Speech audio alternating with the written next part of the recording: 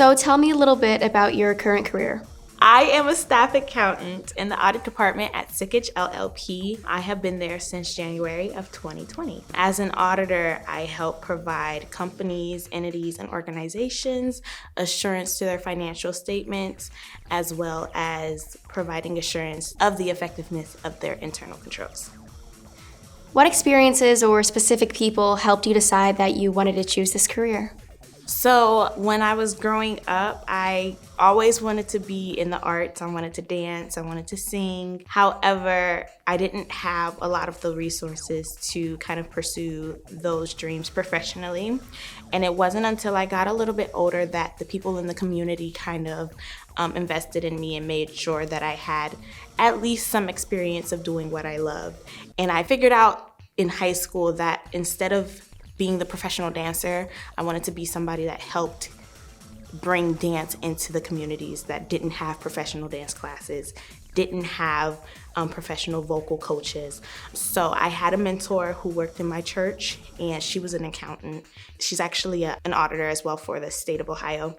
And we sat down, we looked at what careers could I bridge the gap between the arts and the community and accounting. And after I looked at that, I reached out to my guidance counselor, and she got me in touch with the Ohio Society of CPAs, and I went to their awareness accounting program, and it's kind of bloomed from there. So what do you find most rewarding about your career? What keeps you coming back every day?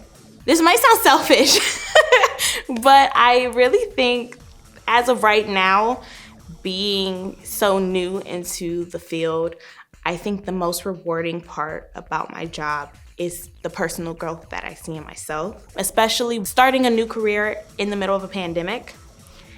It's caused a lot of self-reflection. It's been hard adjusting, but seeing what I'm doing and how I'm doing things now versus how I was handling things last year is amazing to me. And it gives me hope that I can be the professional that I want to be. So I think that's as of right now is the most rewarding thing, seeing yourself grow. So what have you learned about the importance of asking for help or advice in your life?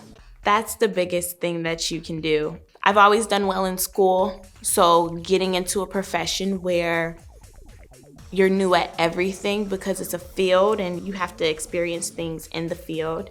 Every job is different, every client is different, so there's no possible way you're gonna know everything. So learning how to ask questions is key to being successful. Learning the right way to ask questions as well.